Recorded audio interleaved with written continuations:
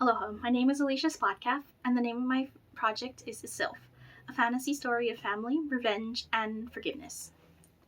So, what is Esylph? What is this project about? Esylph is a 2D animation produced, directed, and edited by myself. The gist of it is Esylph is a short story about Erilane Saplet, a mage looking to avenge her massacred family and village, but as she tries to do so, she gains allies, loses a dear friend, finds closure, and joins a newfound family. Now, why did I want to make a story like this? What inspired me? There were three main motivators behind the creation and completion of my project, including my want to create a story centered around a female protagonist, who does not fit into the common female stereotypes in fandom.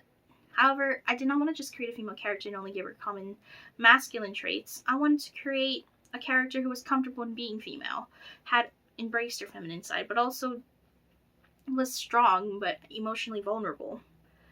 I also wanted to create a story with morals. It's common to watch a film about revenge and the ending shows the protagonist killing the offender. And while it works for a lot of films, I find issues with this because it teaches the viewers that if someone wrongs you, the common response is to get them back. And I don't think that's the best way to handle it. I think it's best to let it know that you were wronged, while also trying to get to the origin of what's causing this cycle of hate. And lastly, I wanted to create a coming-of-age tale because I was in high school when this idea occurred to me, and the coming-of-age tale of a female character just really appealed to me. Now, the purposes and meaning behind this project. I want to show that living to hate someone, no matter how good you think the reason is, just isn't acceptable. And that family isn't decided by blood, but by your own choices. You decide who you want to be associated with. You decide, like, even if it's someone like your birth parents, your siblings, like, if they don't treat you right, it's not worth it to keep that relationship going. And finally, that forgiveness is not a weakness, it's a strength. Finding it in yourself to look someone in the eye and tell them, I forgive you, and mean it, is one of the hardest things to do, and I think that should be embraced as a strength rather than just continuously shot down as a weakness. Now, the creative process behind this project.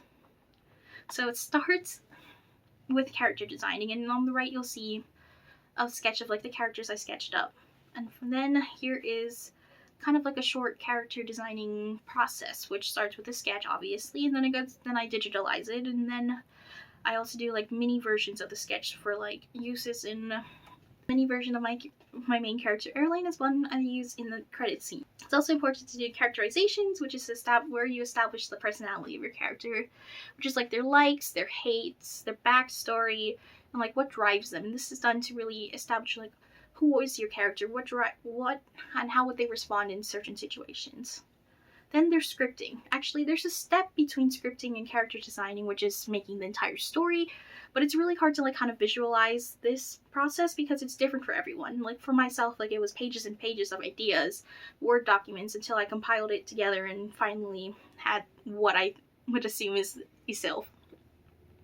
The scripting process is where I add in the dialogue, or finish the dialogue really, and as well as like stage directions and establishing like concrete scenes. Then there's storyboarding, which is visualizing what is happening in the script, even if there's no words happening. Where are the characters? What are they doing? What's happening in each frame? Then there's recording audio, so I have to cast my story, send out scripts.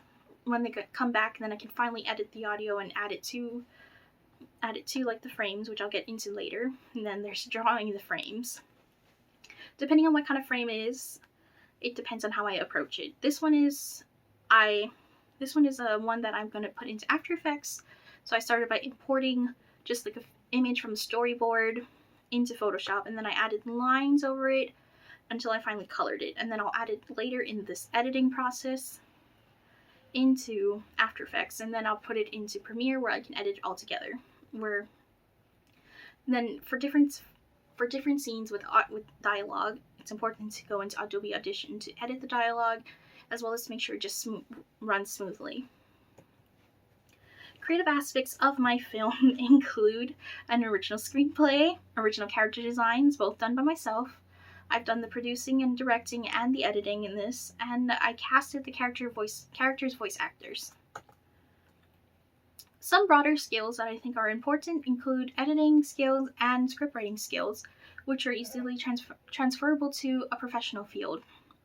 Also, the skills that I learned in university, Photoshop, After Effects, Premiere Pro, and really the entire Adobe Creative Cloud software are sought after skills in any professional field, and I've learned it all through university. I've never used any Adobe product before entering college, so there's that.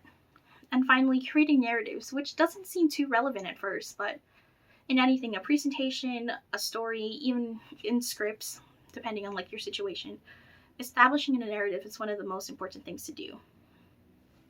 I want to thank you again for listening to my presentation about Esylph, a fantasy story of family, revenge, and forgiveness. Thank you.